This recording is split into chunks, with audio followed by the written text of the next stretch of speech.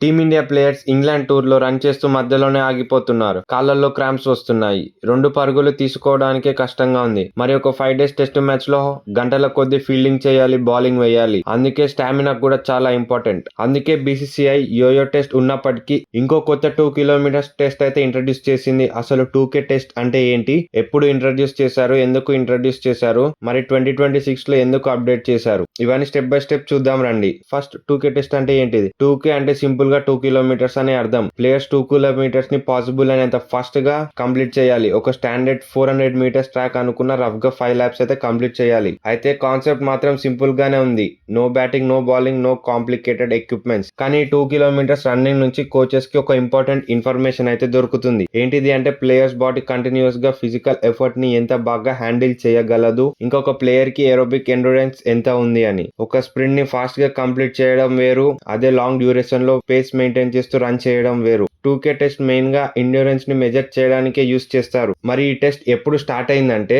ఇక్కడ ఒక important date గుర్తు పెట్టుకోవాలి. Jan 25, 2021 బీసీసీఐ 2K టెస్ట్ ని ఫిట్నెస్ ఫ్రేమ్ వర్క్ లో ఇంట్రడ్యూస్ చేసింది. అప్పట్లో నేషనల్ క్రికెట్ అకాడమీ అంటే present centre of excellence system selectors and fitness staff కి కలిసి ప్లేయర్స్ ఎండ్యూరెన్స్ ని మెజర్ చేయడానికి ఈ టెస్ట్ ని యూస్ చేస్తారంట.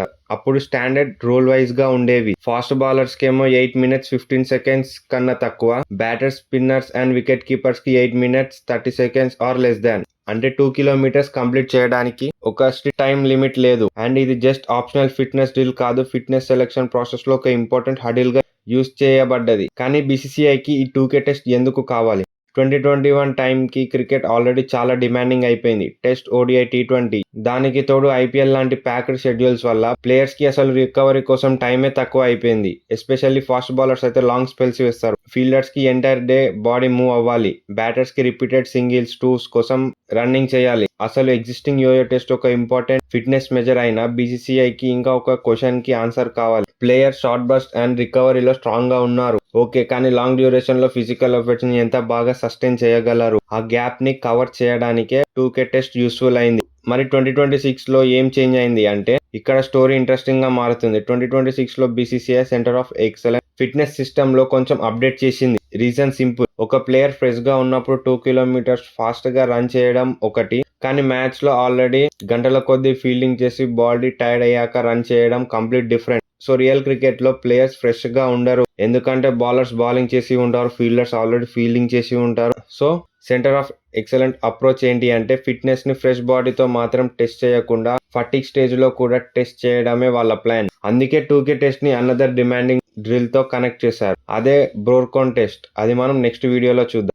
సో ఫైనల్ గా చెప్పాలంటే 2K టెస్ట్ అనేది జస్ట్ ఒక రన్నింగ్ టెస్ట్ కాదు, ప్లేయర్స్ ఫ్రెష్ గా ఉన్నప్పుడు ఎంత ఫాస్ట్ గా రన్ చేయగలరు అని. సో ఫైనల్ గా చెప్పాలంటే 2K టెస్ట్ అనేది జస్ట్ ఒక రన్నింగ్ టెస్ట్ కాదు, ఆల్రెడీ టైర్డ్ అయిన తర్వాత కూడా మ్యాచ్ ఇంటెన్సిటీని మెయింటైన్ చేయగలరా లేదా అనేదే ఈ ఫిట్నెస్ టెస్ట్. నెక్స్ట్ వీడియోలో బీసీసీఐ ఫిట్నెస్ టెస్ట్ లో ఇంపార్టెంట్ అయిన బ్రోర్కాన్ టెస్ట్ గురించి కంప్లీట్ గా చూద్దాం. బ్రోర్కాన్ టెస్ట్ ఎగ్జాక్ట్లీ ఎలా కండక్ట్ చేస్తారు, ప్లేయర్స్ కి డిఫికల్ట్ గా ఉంటుంది, టెస్ట్ కి ఇంకా 2K టెస్ట్ మధ్య యాక్చువల్ డిఫరెన్స్ ఏంటి, అవన్నీ నెక్స్ట్ వీడియోలో క్లియర్ గా ఎక్స్ప్లెయిన్ చేస్తాను.